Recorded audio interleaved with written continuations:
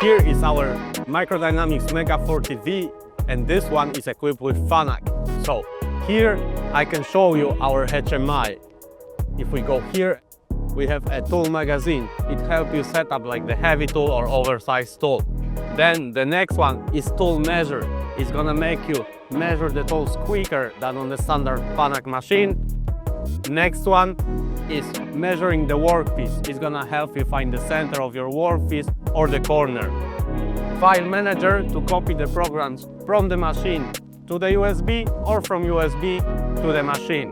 The next one is user parameters. Right now you don't need to go to the manual and search in the book that is like 1000 pages.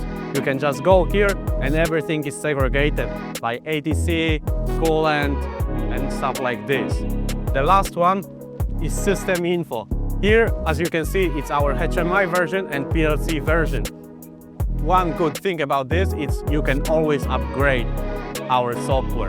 So every time we're gonna add something new, you just come with the pen drive, you upgrade the HMI, and the machine is ready to go.